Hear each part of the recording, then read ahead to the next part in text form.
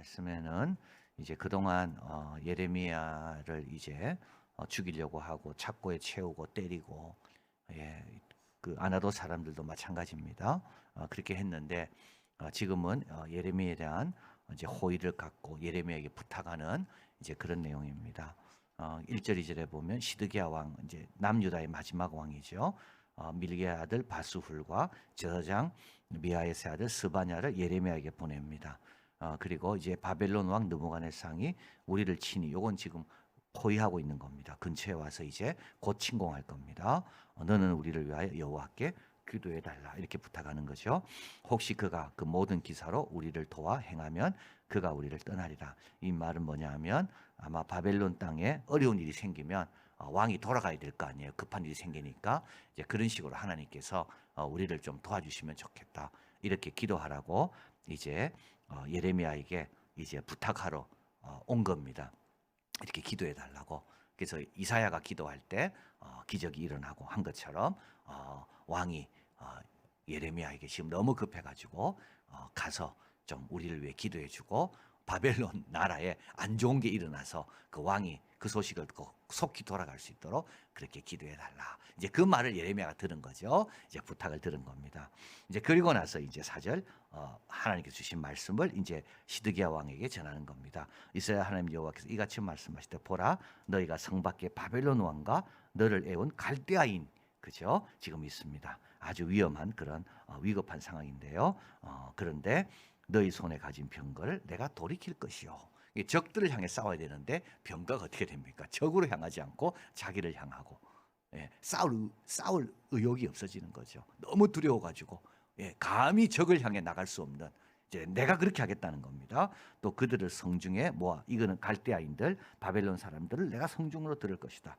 그리고 6절, 내가 또 이 성에 거주하는 사람을 사람이나 짐승이나 다 내가 칠 것이고, 그리고 또 병도 내가, 전염병도 내가 보낼 것이다. 7절, 연병과 칼과 기근에 죽을 것이고 그들은 그 너희를 치되 아끼지 아니할 것이다. 8절 9절, 여호와께서 가라사대 또 내가 이 백성이 이같이 말씀하라. 보라, 너희 앞에 생명의 길과 사망의 길을 두었노니, 이것은 이제는 이기는 그런 게 아닙니다. 항복해라, 이 말이야. 항복해야 사는 겁니다. 항복하지 않으면 죽는다. 나아가서 항복하는 자는 살 것이다. 10절, 나 여호와가 말하노라. 나의 얼굴을 이 성으로 향함은 복을 위함이 아니요 화를 위함이다. 하나님께서 우리 가정을 향해서 얼굴을 드실 때 복 주고 싶어서 드셔야 되는데요. 저 가정은 왜 저럴까? 왜 아직까지도 변하지 않을까? 하나님께서 우리 가정을 향해 얼굴을 드실 때마다, 저 가정 귀한 가정, 내가 도와주고 복 주고 싶은 가정, 그래 돼야 되는데, 하나님께서 예루살렘을 향해 얼굴을 들 때마다 내가 화가 치밀어 오르고, 언제까지 저러고 있는지 지금 그 말씀입니다. 그런데 시드기야는 그것도 모르고, 예레미야한테 가서 좀 우리를 위해 기도해서 하나님께서 좀 기적을 행해서 저들 돌아가도록, 지금 하나님이 어떻게 바라보는지에 대한 관심은 없어요. 하나님이 우리를 어떻게 지금 바라보고 계시는지에 대한 생각은 전혀 없어요. 그저 자기가 지금 어려우니까 여기에서 모면하기 위해서 예레미야에게 부탁하는 거죠. 근데 예레미야는 대단한 선지자 아닙니까? 하나님이 당신을 불쌍히, 이렇게 말 안 합니다. 당신들 칼에 죽을 것이요, 기근에 죽을 것이요, 연병에 죽을 것이다. 지금 있는 이 칼 도움 하나도 안 되고 오히려 당신에게 해가 될 것이다. 불로 사를 것이고 그것을 하나님이 직접 하시겠다 그러더라. 그걸 전하는 겁니다. 자, 이제 12절에 이제 그 내용이 나옵니다. 왜 그랬는가? 여호와께서 이렇게 말씀하시죠. 다윗의 집이여, 너는 아침마다 공평히 판결해라. 탈취당한 자를 압자의 손에서 건져주라. 그리하지 않으면 너희 악행을 인하여 내 노가 불같이 일어나서 살 것인데 능히 끌 자가 없다. 이 아침마다라는 말은 뭡니까? 늘 새롭고 늘 신실하고 늘 지속적으로 하라는 뜻입니다. 어제 잘했다고 오늘 그게 아닙니다, 여러분. 오늘은 또 오늘 새롭게. 우리가 지금 이제 올해가 시작됐잖아요. 그래서 이제 40주 이제 우리 사도신경 10계명 주기도문 하는데, 제가 이 새로운 걸 깨달았습니다. 내가 또 함께 할 게 있구나. 너무 기대가 되는 거예요. 내가 또 사도신경으로 기도할 수 있고 또 십계명으로 기도할 수 있고 주기도문으로 또 한 해를 또 열 수 있구나. 그러니까 내가 작년에 했기 때문에 안 한다 이게 아니라 이 기도가 있어서 내가 너무 요번에도 기대가 되는구나. 이런 생각이 딱 들더라니까요. 그래가지고 또 우리 카톡에 올리고 거기 있는 목사님들이 또 올리고. 여러분 아침마다 해야 됩니다. 어제 잘했다고 끝나는 게 아닙니다. 오늘은 또 새롭게, 내일은 또 새롭게. 이렇게 새롭게 할 수 있어서 얼마나 감사한가요? 늘 오늘 불렀던 찬송처럼 주님은 그곳에 계시고 그곳에 오면 주님이 나를 만나주시고 얼마나 감사합니까? 아침마다 그렇게 하라고요. 공평한 판결이란 말은 뭐냐면 언약의 백성답게 그렇게 살 수 있도록 판결하라는 겁니다. 우리는 그냥 세상 기준이 아닙니다. 우리는 하나님의 언약의 파트너거든요. 그러니까 언약의 파트너답게 나는 어떻게 언약에 충실하게 살 수 있는가? 그분과 약속한 것을 나는 어떻게 성실하게 지키며 사는가? 그게 바로 이 공평한 판결입니다. 우리는 세상과 다릅니다. 세상 사람들 사는 것처럼 그렇게 살면 안 됩니다. 우리는 천국의 열쇠를 가진 자요. 그죠? 성령의 은혜를 받은 자요. 빚진 자요. 하나님께서 우리에게 맡긴 사명이 있는 어떻게 보면 의인과 같은 사람인데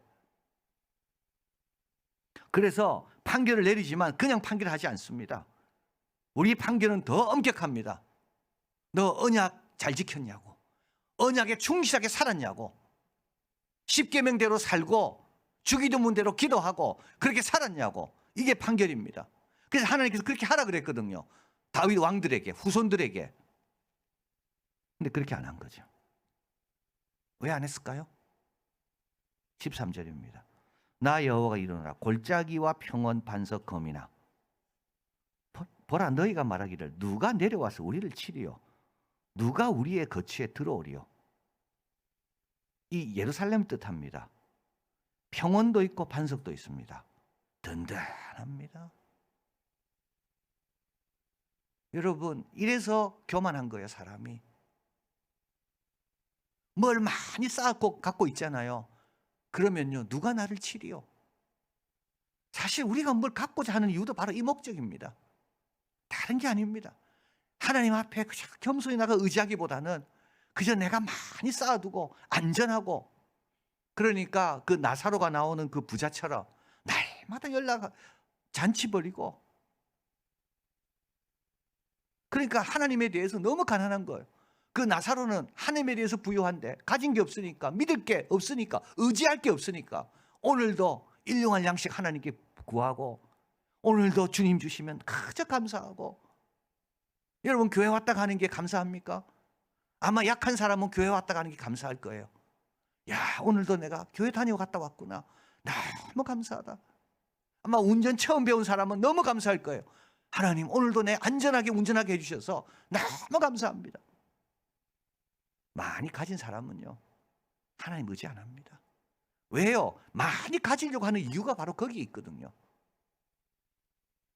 하나님 의지하지 않고 그 가진 것으로 살라고. 지금 예루살렘이 그렇습니다.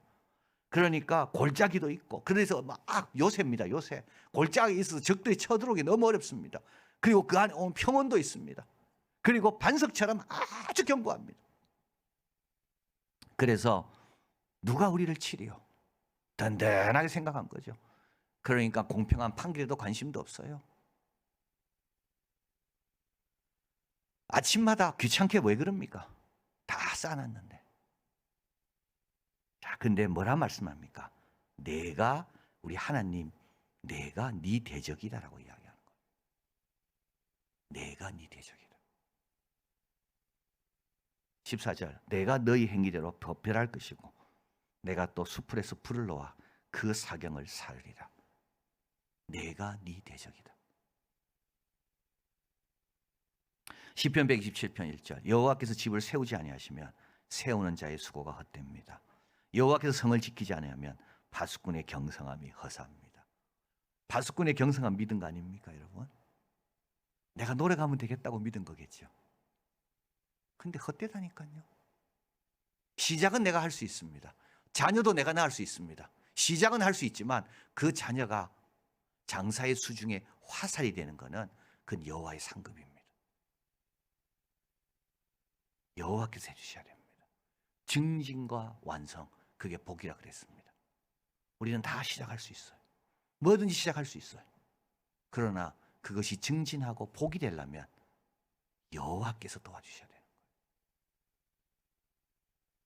누가 내려와서 우리를 치리요? 이렇게 자기가 갖고 있는 것을 확신하는 자는 악행하기가 쉽고요. 주님은 말씀합니다. 내가 네 대적이다.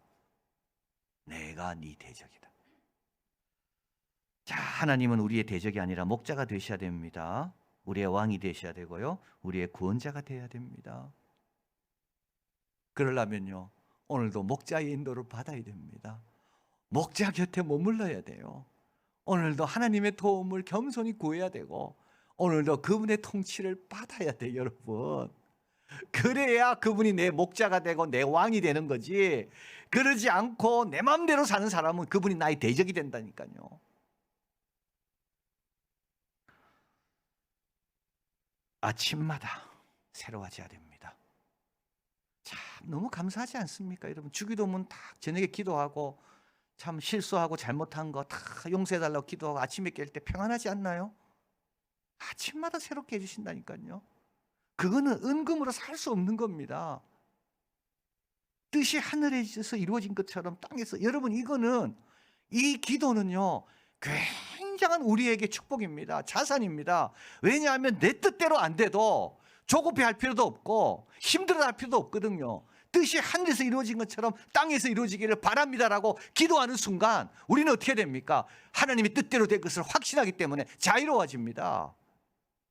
얼마나 그 축복인지 모릅니다. 안 그러면요, 왜 내 뜻대로 안 될까? 내 뜻대로 돼야 되는데 내가 오늘도 어떻게 살아야 될까? 늘 조바심. 그런데 뜻이 하늘에서 이루어진 것처럼 이게 아침마다 된다면 여러분 얼마나 좋겠습니까? 이 세상에서 헤롯의 길이 아니라 동방박사들이 간 것처럼 주께서 보여주신 그 길대로 가는 삶, 이런 사람이 누구라고요? 주가 나를 위하시는데 누가 나를 대적하려, 이렇게 됩니다. 거꾸로입니다. 사도 바울이 한 말씀이죠. 주가 나를 위하시는데 누가 나를 대적하려. 거꾸로 되면 안 됩니다. 다 나를 위하는 것 같은데 주님이 나를 대적하시면 안 되는 거죠.